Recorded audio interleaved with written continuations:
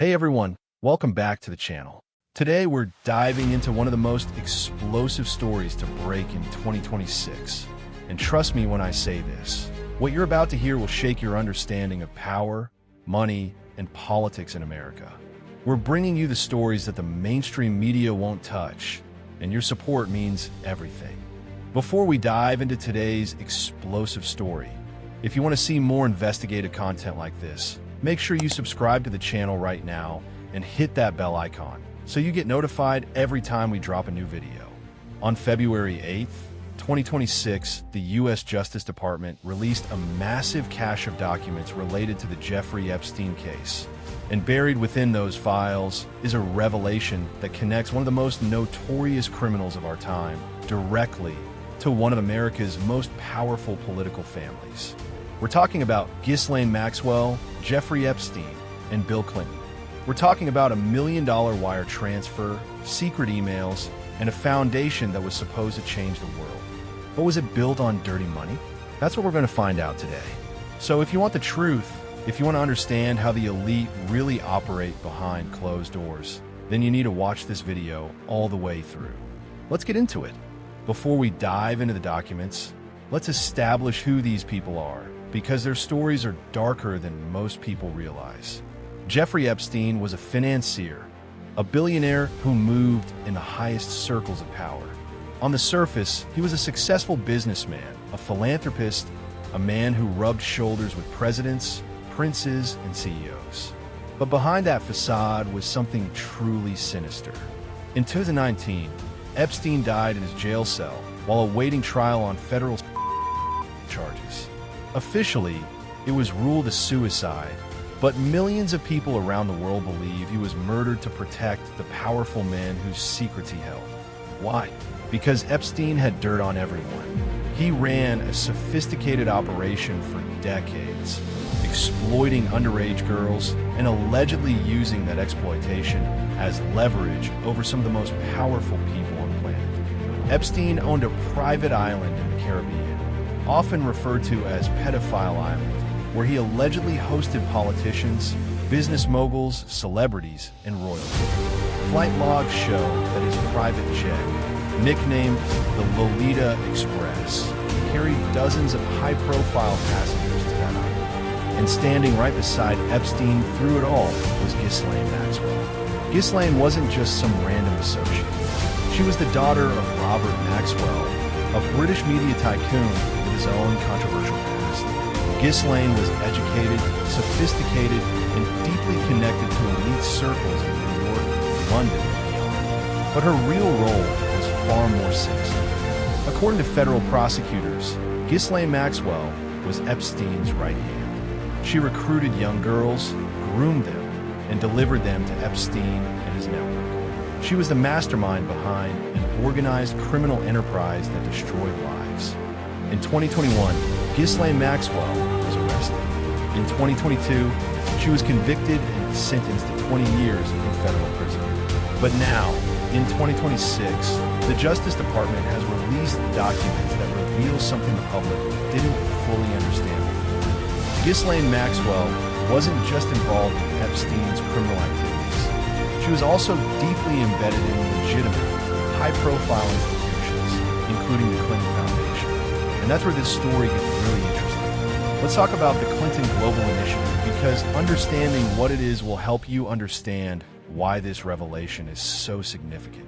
After Bill Clinton left the White House in 2001, he didn't just retire quietly. He launched the Clinton Foundation, a massive charitable organization focused on global health, climate change, and economic development. In 2005, under the umbrella of that foundation, Clinton launched the Clinton Global Initiative, or CGI.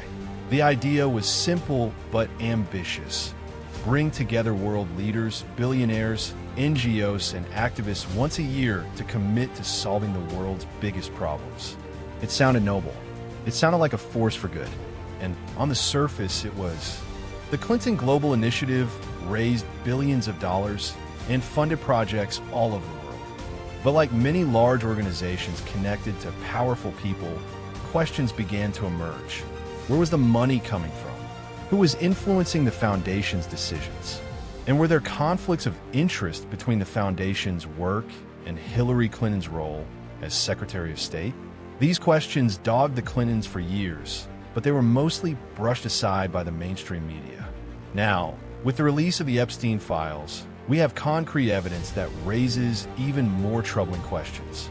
Because it turns out that Ghislaine Maxwell played a direct role in the creation of the Clinton Global Initiative. And not just a symbolic role. We're talking about financial involvement, strategic planning, and direct communication with Clinton's team. The first Clinton Global Initiative conference took place in 2005, but the planning began in 2004. That's the year when Epstein was still flying high, when his crimes were still hidden, when he was still considered a respected member of the elite. And that's the year when Ghislaine Maxwell stepped in to help launch Bill Clinton's signature post-presidency project. Now we get to the heart of the matter, the $1 million payment that ties Maxwell directly to the Clinton Foundation. According to the newly released emails from the Justice Department, in 2004, Ghislaine Maxwell arranged to wire $1 million to Publicis Group, a major French advertising and public relations firm. And what was that money for? According to the documents, it was for something called the Clinton Project. Let that sink in for a second. Ghislaine Maxwell, who is now serving 20 years in prison for minors, sent $1 million to help fund the launch of Bill Clinton's global initiative. Publicis Group was the company responsible for producing the very first Clinton Global Initiative conference. They handled the branding, the event management, the publicity, all of it. And the payment for their work came from Ghislaine Maxwell. But here's where it gets even murkier. The documents don't clearly state where that $1 million came from. Was it Maxwell's own money? Or did it come from Jeffrey Epstein? The emails show that Epstein was aware of the transaction. In fact, he sent Maxwell an email a few days after she received the wiring instructions for Publicis. The email said, "Ask him to tell you why $1 million now and where will it be going?" That's Jeffrey Epstein, in his own words, asking about the timing and destination of a $1 million payment tied to Bill Clinton. Now, does that sound like someone who's out of the loop? Or does it sound like someone who's directly involved? What we know for certain is this. Ghislaine Maxwell facilitated a $1 million payment for the Clinton Global Initiative. Jeffrey Epstein knew about it. And this all happened in 2004, 2 years before Epstein was first indicted in 2006, and 4 years before he pleaded guilty in 2008 to solicitation of prostitution involving a minor. At the time, Epstein was still considered respectable. He was still a billionaire philanthropist. And the Clinton. This isn't the first time we've heard about a connection between Bill Clinton and Jeffrey Epstein. For years, investigative journalists have documented their relationship. Flight logs show that Bill Clinton flew on Epstein's private jet, the so-called Lolita Express, at least 26 times between 2001 and 2003. Clinton has admitted to flying on Epstein's plane, but claims the trips were for humanitarian work in Africa and Asia, related to his foundation's work on HIV/AIDS. But here's the problem. If everything was so innocent, why hide the connection? Why downplay it? And why was Ghislaine Maxwell, a woman now convicted of involved in the funding of Clinton's foundation? In 2004, when Maxwell wired that $1 million, Bill Clinton was no longer president. He was a private citizen building his legacy through the Clinton Foundation. And the launch of the Clinton Global Initiative was a key part of that legacy. So why would he accept financial help from someone in Epstein's orbit? Some people argue that Clinton didn't know who Epstein really was at the time. But that's hard to believe. When you're the former president of the United States, you have access to intelligence, security briefings, and background checks. You know who you're associating with. And even if Clinton didn't know about Epstein's crimes in 2004, the connection was still there. The money was still flowing. And the questions remain unanswered. In 2023, while serving her sentence in federal prison, Ghislaine Maxwell sat down for an interview with Justice Department investigators. During that interview, she made a stunning admission. She confirmed that she played a key role in helping to set up the Clinton Global Initiative. This wasn't just speculation anymore. This was Maxwell herself admitting her involvement. Now, we have to be careful here. Ghislaine Maxwell is a convicted criminal. She's a liar. She's manipulated people her entire life. So we can't take everything she says at FAC. The emails released by the Justice Department in 2026 confirm Maxwell's story.